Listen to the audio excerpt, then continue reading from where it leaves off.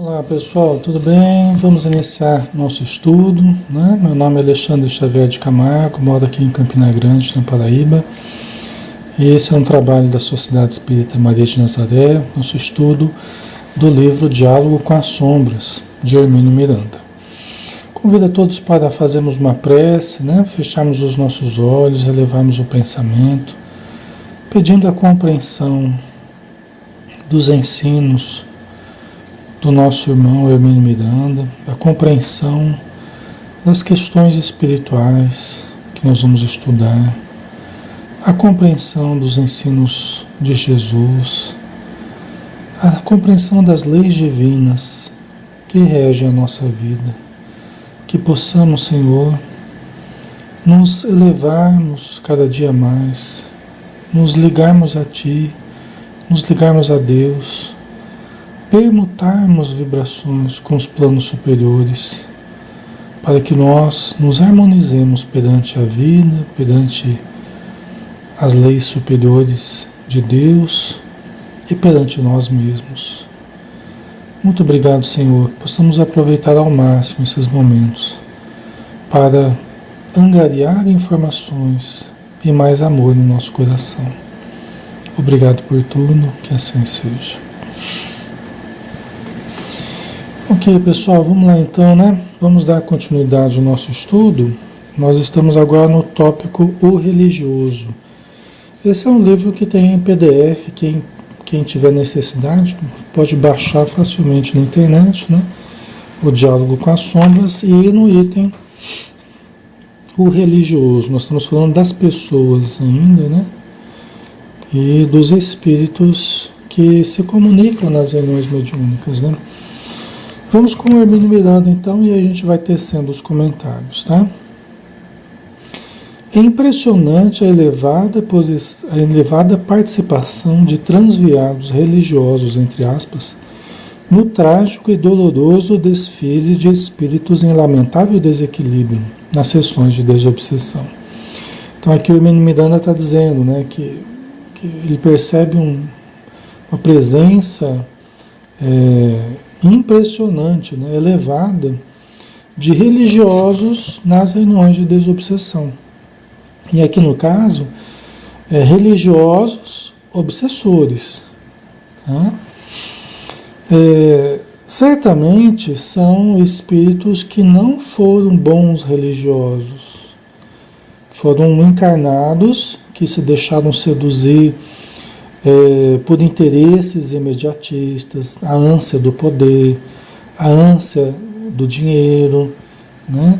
A supremacia religiosa de uma religião sobre as outras, né? Então, a sensualidade, né? A gente sabe que houve muitos abusos sexuais dentro das estruturas religiosas, sempre houve, até hoje ainda, né? Existem escândalos muito frequentes no campo religioso, na instituição religiosa, né? Então, aqui nós estamos falando desses religiosos, né, do passado que ainda estão na vida espiritual, compondo grupos que buscam ainda certa supremacia, buscam a manutenção do status quo, em que eles predominem, né? Sobre a mente humana, sobre as pessoas e tal. Aqui também a gente pode fazer uma análise assim, né? O Hermínio Miranda disse, olha, é impressionante a elevada participação de transviados religiosos, né, nas reuniões mediúnicas. Só que aí varia de grupo para grupo, porque você tem um certo karma coletivo, individual e coletivo também, né?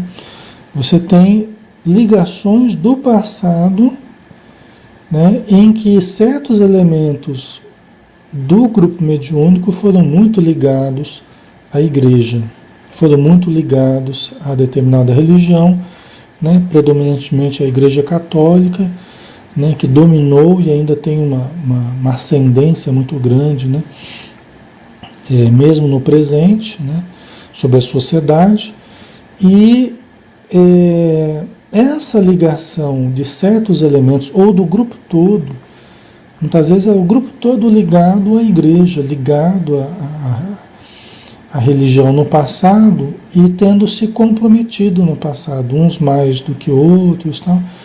Então aí faz com que nesse grupo especificamente o trânsito de espíritos ligados à igreja seja muito alto, o que pode não ocorrer com outro grupo específico, tá? Que tem uma ligação mais com guerreiros, por exemplo, que tem uma ligação mais com militares de determinadas guerras. Às vezes o grupo ele esteve junto em guerras, né? Então ele tem uma questão individual e tem uma questão também coletiva a se refletir no tipo de espírito que se comunica nas reuniões mediúnicas, tá? Às vezes também pessoas ligadas à escravidão, né?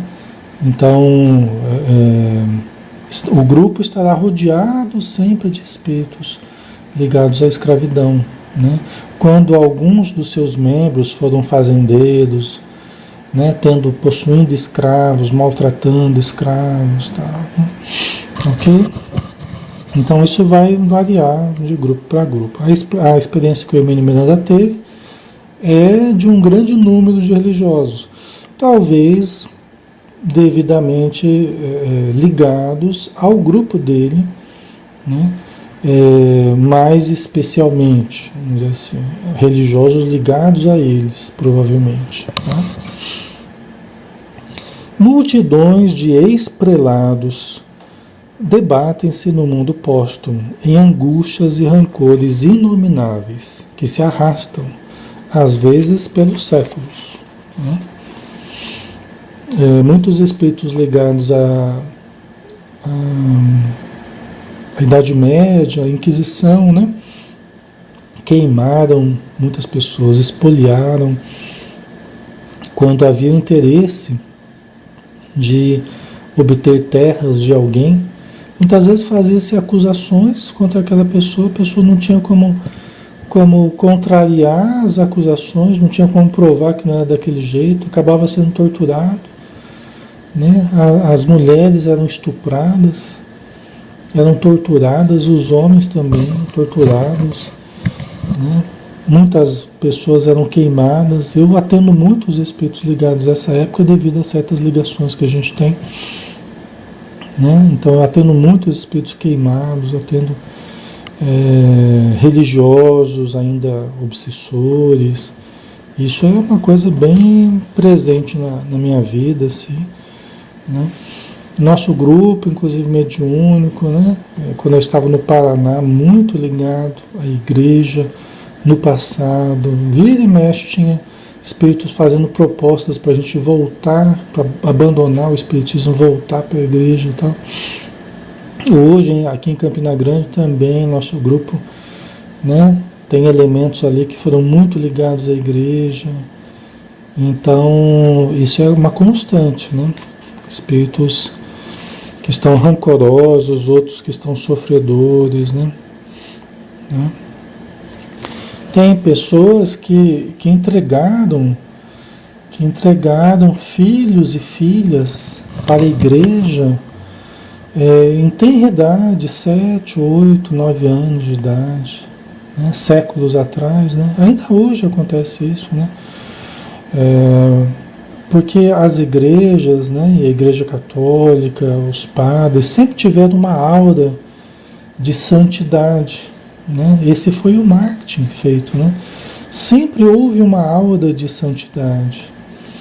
E hoje nós temos mais informações sobre a questão do abuso sexual, tem tantas denúncias aí, né? A igreja tem que se ver às voltas com tantas denúncias que acontecem, né? Que é até difícil para eles administrarem esses fatos que surgem ainda hoje. Imagina séculos atrás, na Europa, né?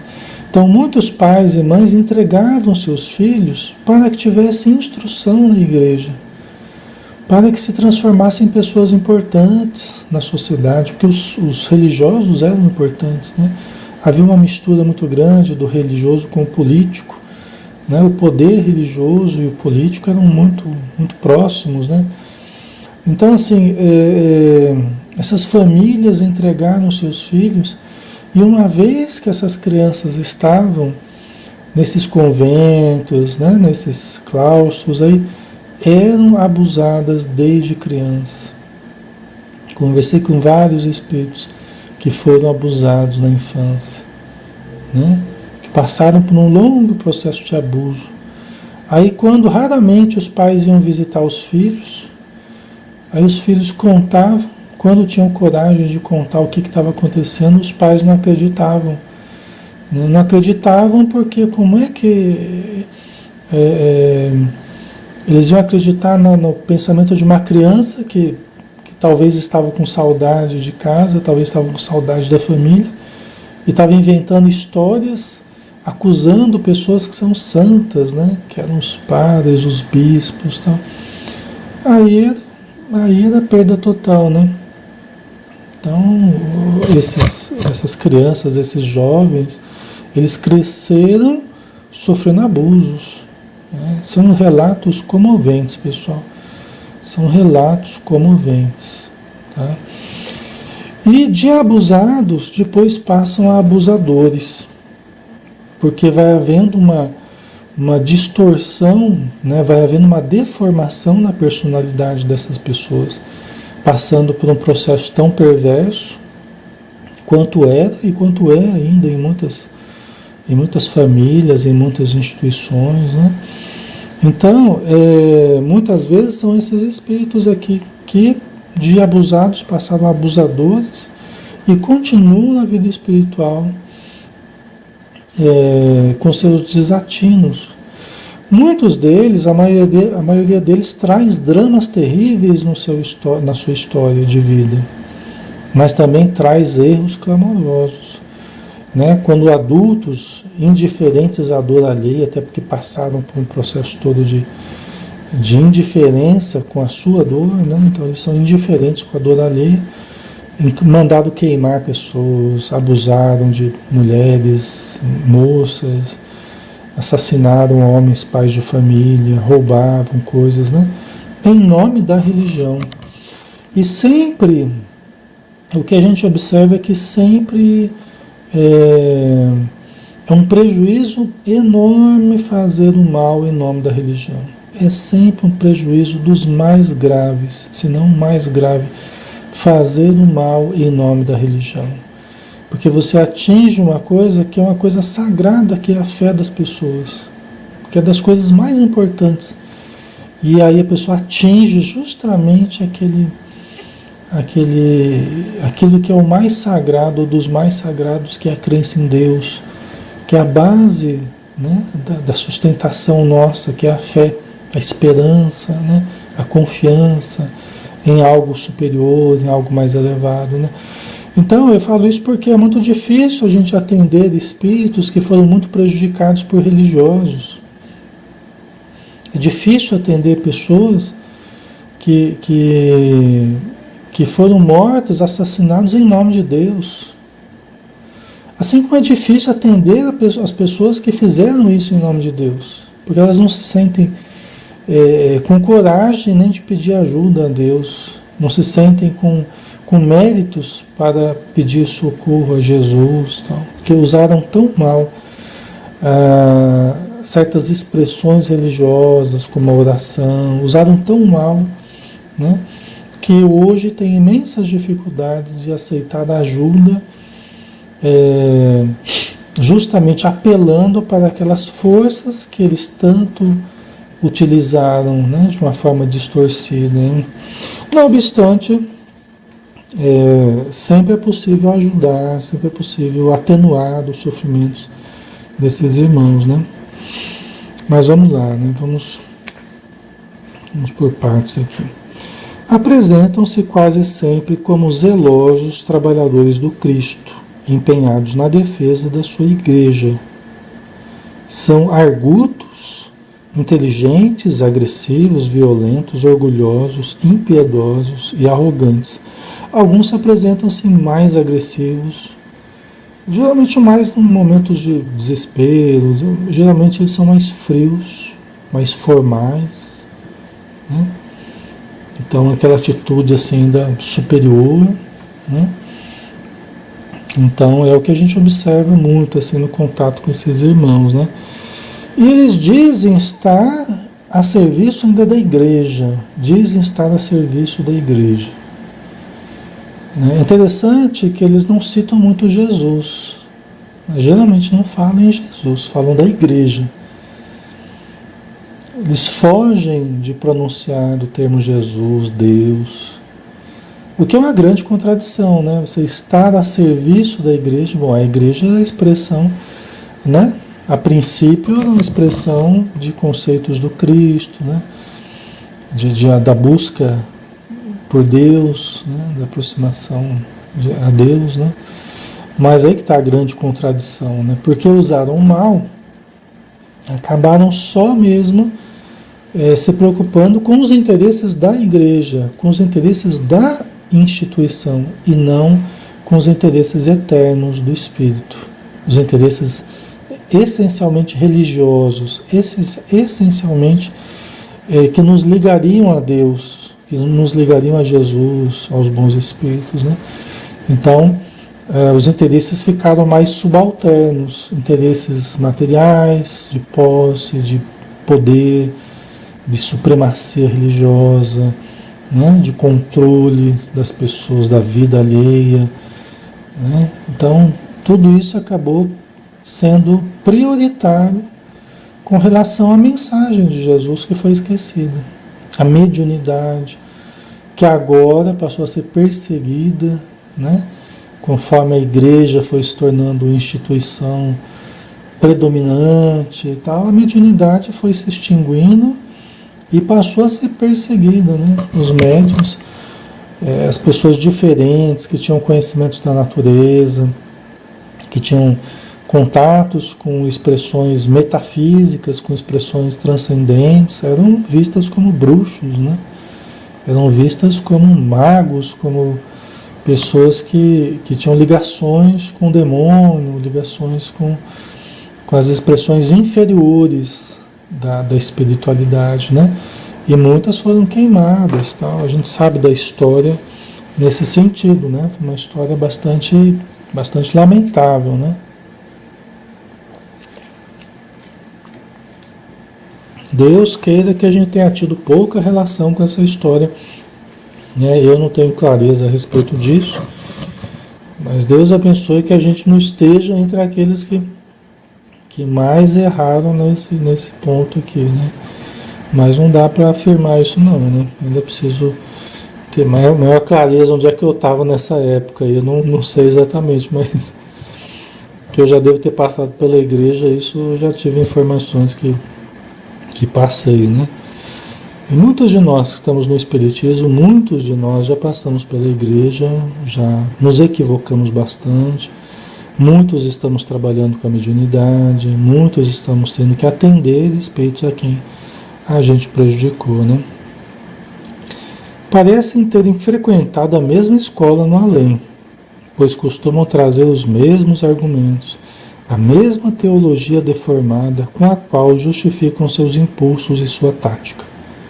Têm os seus temas prediletos, como a cena da expulsão dos vendilhões do templo, que invocam como exemplo de que a violência é às vezes necessária e justificável, esquecendo-se deliberadamente das motivações daquele gesto, a vergonhosa comercialização das coisas sagradas e a indústria do sacrifício de pobres animais inocentes. O gesto não é gratuito, nem fica sem explicações. Então, esses irmãos, de fato, quando eles se apresentam, eles gostam desses temas, quando citam Jesus, né, os evangelhos, tá?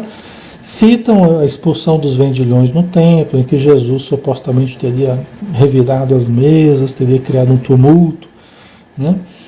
Teria sido mais enérgico, vamos dizer assim, que se ocorreu, nós não sabemos exatamente se foi daquela forma que ocorreu, mas se ocorreu, foi porque Jesus estava lidando com aquilo que eu estava falando agora há pouco, que é das coisas mais importantes do ser humano. E talvez por isso é a expressão mais enérgica de Jesus. Se ocorreu dessa forma, ou se ele só falou alguma coisa e houve algum tumulto, a gente não sabe exatamente, né? se for exatamente como está nos evangelhos e tal. Mas é justamente pelo que eu estava falando agora há pouco, porque o comércio das coisas sagradas da religião, a simonia, chamada simonia, né, que é a venda de recursos religiosos, né, a venda da religião, é a simonia, né? Os espíritos, eles deploram. Tem naquele livro Trilhas de Libertação, do Manuel Filomeno de Miranda, através do Divaldo, né? Onde eles falam bastante da simonia, né? Só que no meio espírita, com um médium de cura que começa a cobrar tal, né? Dar preferência na fila para as pessoas que pagam e vai se envolvendo com a simonia, e que os espíritos deploram e que abre espaços para uma influência muito nociva no meio espírita, nos médiuns, né, nas casas espíritas, né? É uma coisa que a gente precisa cuidar, são tendências a cobrar, né, que pelos recursos religiosos, pela palestra, pelos eventos, pelos seminários, tem havido uma certa tendência a se cobrar. Quando justifica por uma questão de dormir em certo local, alimentação, tal, só o custo, né, justifica. Mas quando se trata de vender o evangelho, vender a palestra, vender o seminário, né, tem lugares que estão fazendo isso uma prática comum. As palestras não são vendidas, mas quando é seminário, aí eles cobram, né, para angariar fundos para... Eu considero totalmente equivocado, né? Daqui a pouco a gente vira uma igreja que tem os produtos que são os próprios artigos da fé, não são produtos manufaturados. Por exemplo, vender um livro é uma coisa, você tem a produção, você tem um custo de um livro, transporte e tal, né? CD. Então tem coisas que a gente entende que devem ser vendidas porque elas têm um custo para serem produzidas, né? Então a gente entende isso. Agora, o próprio conhecimento, a própria vivência da fé dentro dos templos não deveria ser vendido, né? A igreja, por exemplo, ela tem os produtos dela, né? Batismo, casamento, as missas, tal, pagas, né? Tal, e você tem vários produtos. E isso foi uma distorção da própria religião, né? Que muitos talvez não gostem de ouvir isso, mas isso foi uma das coisas que gerou grande desvio, transformando em catolicismo mesmo aquilo que era o cristianismo, né? Então, a essência do evangelho, dai de graça, o que de graça recebestes, tal. Então, os recursos da fé, eles são gratuitos para nós. Fazemos uma palestra, isso tudo deve ser gratuito. Não deve ser comercializado, né? Mas o que aconteceu com o cristianismo, né, que acabou se tornando catolicismo, com a união de outras religiões, a Mitra, entre outras, né, romanas e de outras regiões. E hoje o risco é nós espíritas caímos na mesma cilada, né? E está havendo uma tendência para isso. Está havendo uma tendência de comercialização das palestras, comercialização dos seminários, né? Os eventos que acabam sendo produzidos, né? Em nome de fazer esses eventos, porque nós temos que produzir um evento grande, porque nós temos que chamar pessoas importantes, né? Será que precisa de tudo isso? Né? Será que há essa necessidade? Eu faço estudos virtuais, né? Mais de 15 anos aí que a gente faz, arcando com as despesas, a transmissão para o mundo inteiro, pessoas de toda parte participando, estudando, tal, sem custo para as pessoas, sem, né, cobrar das pessoas, né? Então, não há essa necessidade de jogar custos para as pessoas, né? Aí surgem sofismas mais elaborados para justificar essa comercialização dos recursos espirituais, né? Então, nós precisamos tomar cuidado com isso. Eu falo isso porque tem ligação direta com o que estamos estudando. Porque são espíritos que na Terra entraram pelo caminho da comercialização, dos bens espirituais. Os vendilhões do tempo estavam fazendo isso, e talvez por isso Jesus tenha sido tão enérgico, porque é uma área que absolutamente nós não podemos. Já pensou? Daqui a pouco ele está cobrando pelo passe, está cobrando pela desobsessão, está cobrando pelo... E seria uma imoralidade, né? Quando se trata, por exemplo, das bioenergias do passe, que tem uma ligação direta com a mediunidade curadora, é um perigo você associar a exteriorização dessas forças com ganho material. É um perigo. Por quê? Porque quando você exterioriza essas forças, você tem que ter uma pureza de intenção. Porque senão, essas forças mediúnicas, as forças radiantes, o ectoplasma, né, que é a força mediúnica, ela sintoniza imediatamente com os ambiciosos do plano espiritual.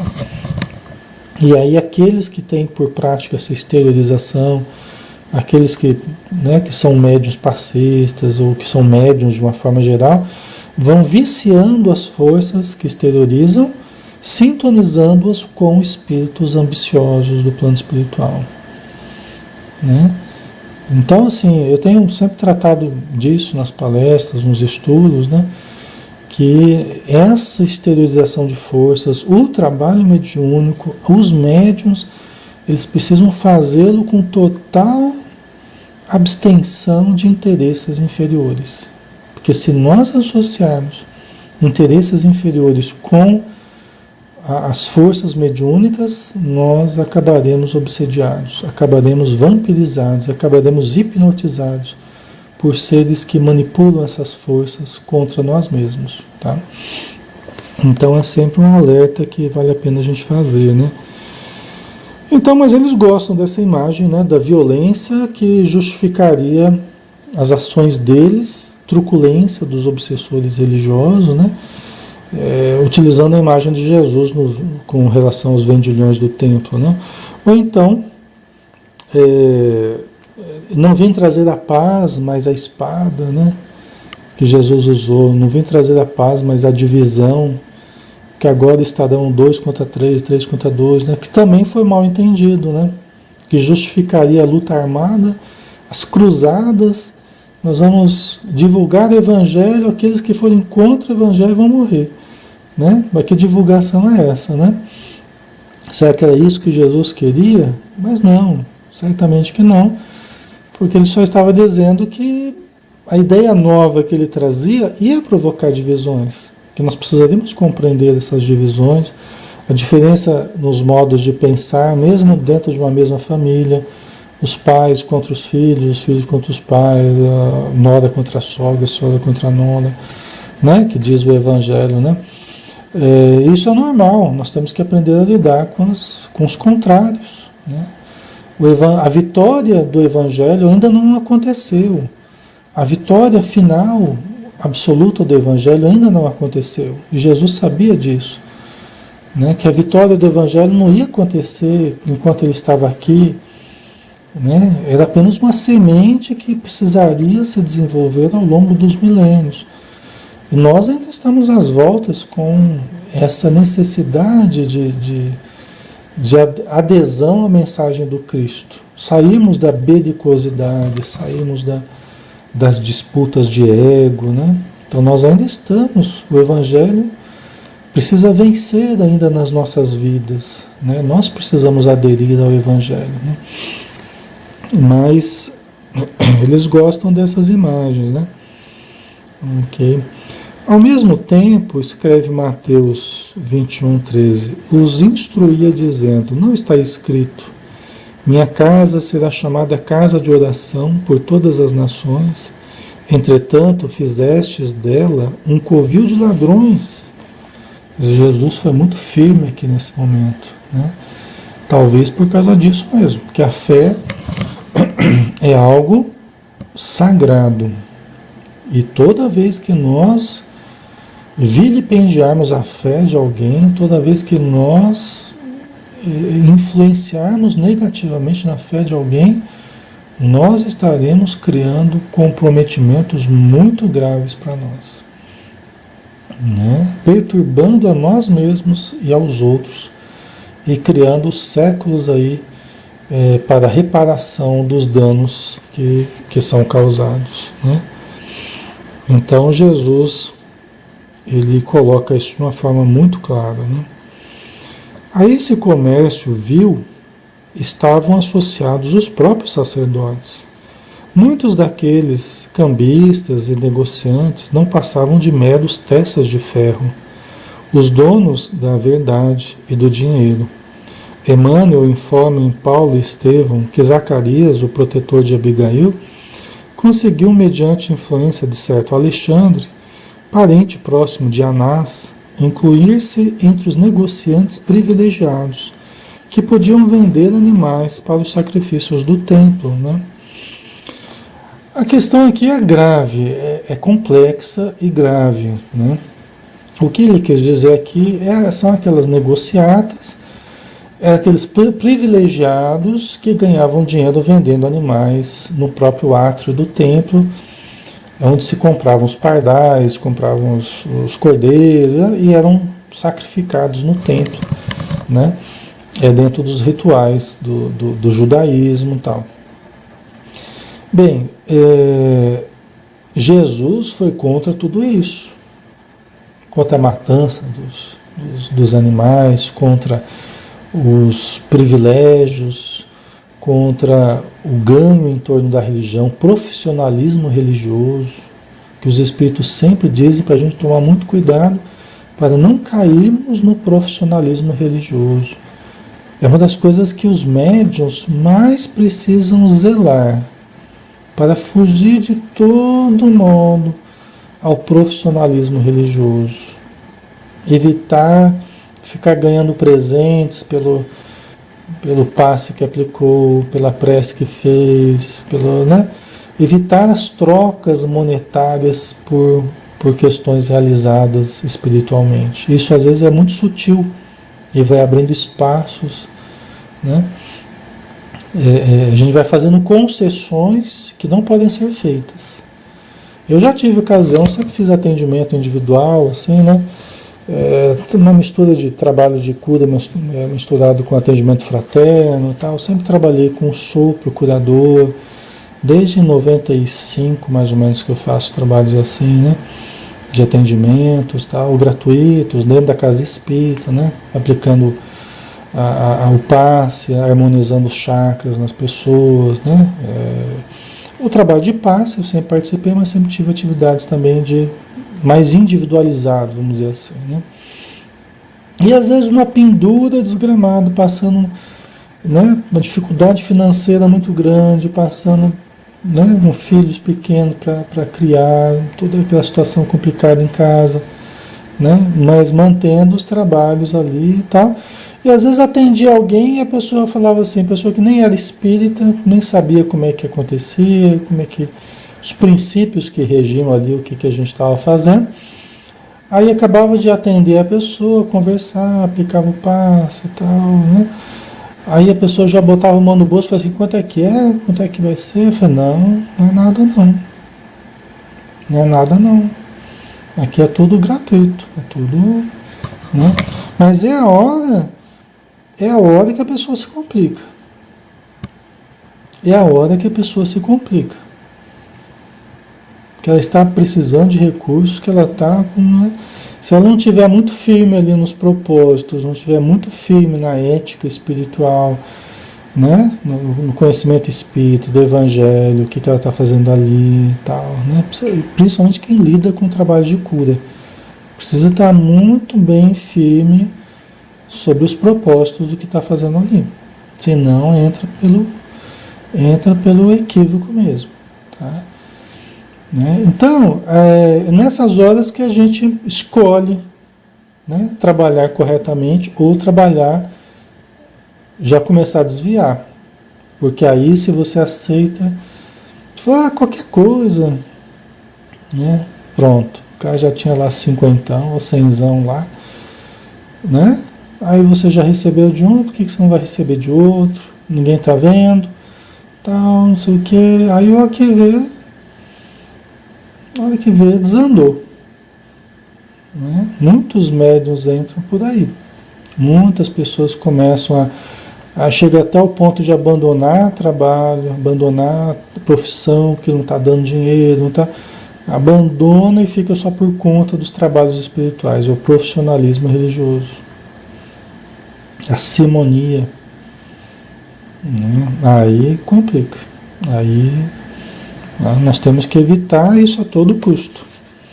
Seja alguém que nos procure em casa, né? Eventualmente que a gente precisa até atender, né? Às vezes até se aplica um passe, faz uma prece e tal, né? Mas aí já encaminha para a casa espírita. Fala, ó, você pode procurar a casa espírita, tal, dia tal tem passe, tem atendimento e tal, né?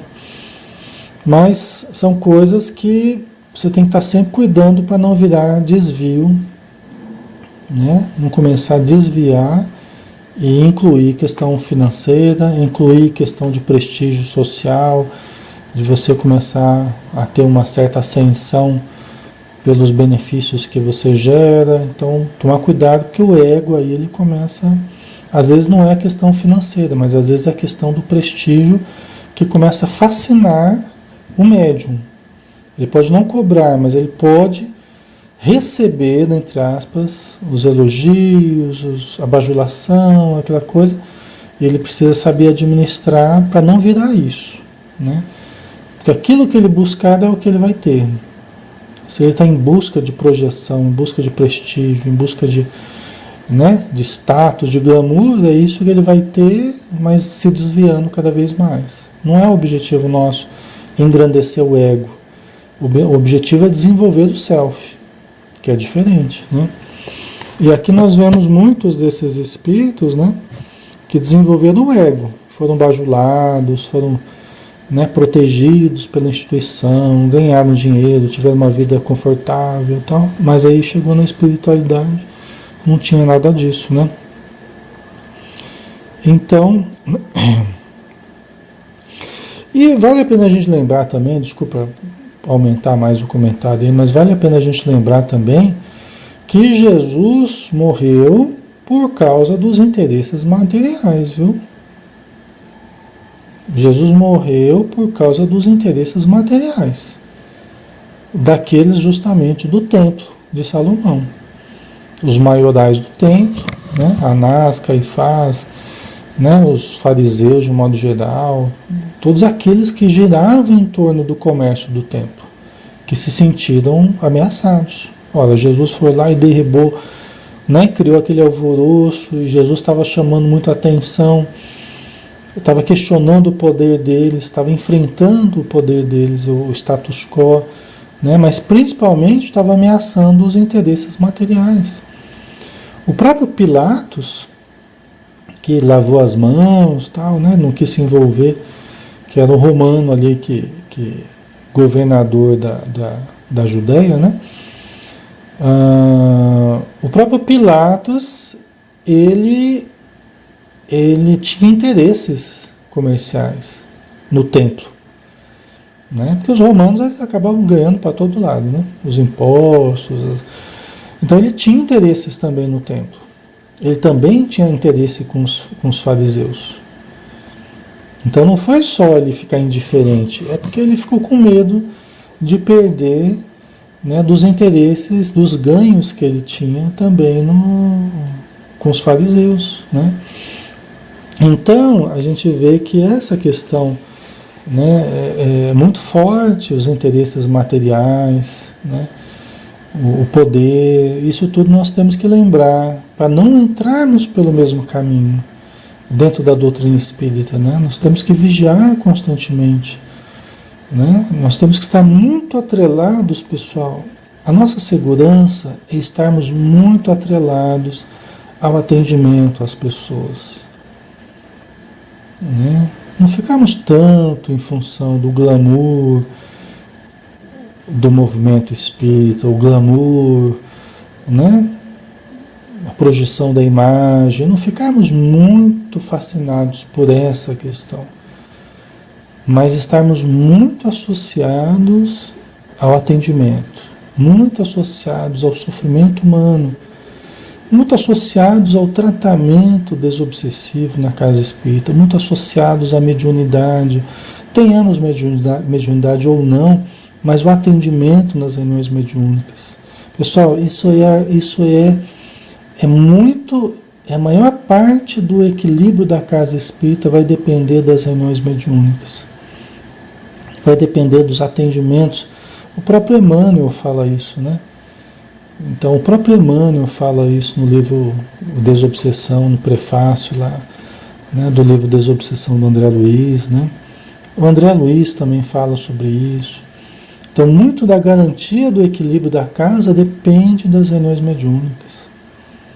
Depende de você produzir essas reuniões de forma séria, de forma correta, né? Associar aos atendimentos na casa, né? Fazer isso de uma forma eficaz.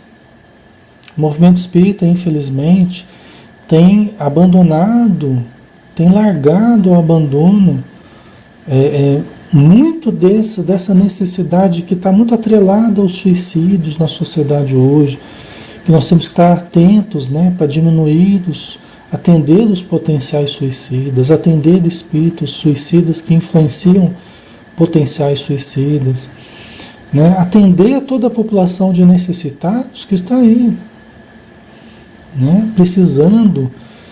Tem muitas casas espíritas que estão com pouco movimento, estão com poucos trabalhadores, quando você vai conversar com as pessoas, o que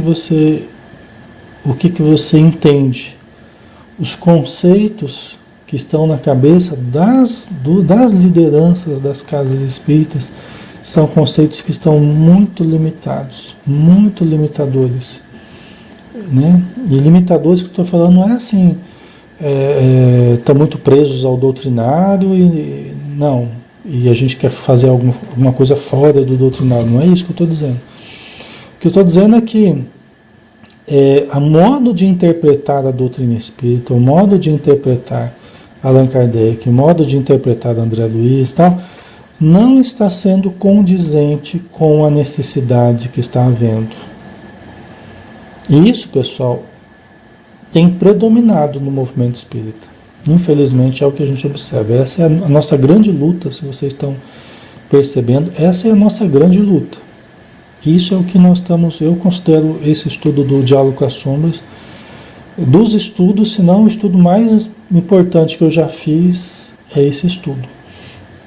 Porque aqui eu posso colocar o modo como a gente interpreta, o modo como a gente estrutura os trabalhos, o modo como a gente pensa a casa espírita, quando a gente pensa o movimento espírita, pensa o sofredor que chega até a gente, né? E quem vai seguindo esse modelo vai conseguindo dar conta da necessidade e vai tendo cada vez mais participante e a coisa vai andando. Trabalhadores vão surgindo, grupos vão se formando.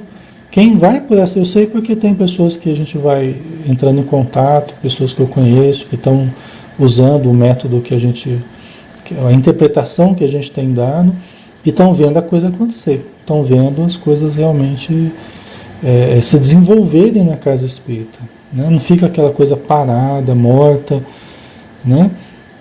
Sem condição de atender os outros, porque não estão dando conta nem das próprias necessidades, né? E aí o trabalho fica lá, né? Uma população velha, sem energia nova, sem jovens, sem, né? Aí fica aquela coisa parada, morta, né? Sem condição de atender necessitados, sem disposição para atendê-los, né? É o que a gente tem visto, pessoal, fazendo palestra por aí. Só que a gente vai conversar, quando a gente vê como é que está funcionando a coisa, já vai conversar com as lideranças da casa, direção, aí você entende o porquê que está daquele jeito. Porque você vai vendo conceitos altamente equivocados, né, modos de pensar que não ajudam a desenvolver realmente um trabalho que surta um efeito na vida das pessoas, né? Aí você vê que a gente tem que trabalhar muito no nível dos conceitos para arejar o movimento espírita, para que o movimento possa realmente cumprir com a sua função, né? Que é atender às necessidades da sociedade moderna hoje, atender aos sofrimentos, aos anseios da sociedade, né? E nós temos recursos para isso, só que a gente precisa trabalhar de uma forma correta, né? De uma forma coerente, tá? Pessoal, vamos dar uma paradinha por aqui para não ficar muito comprido, né? Mas aí semana que vem a gente continua, né? Se Deus quiser, estaremos juntos aqui, tá bom? Fiquem com Deus, um grande abraço e até o próximo estudo. Até mais.